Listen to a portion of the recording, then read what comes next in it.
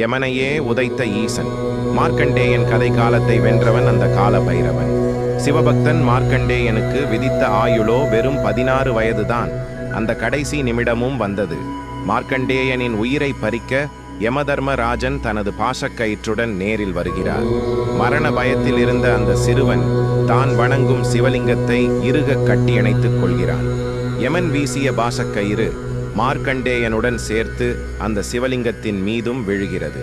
தன் பக்தனை தொட முயன்ற யமனின் செயல் ஈசனை பெரும் கோபத்திற்கு உள்ளாக்குகிறது.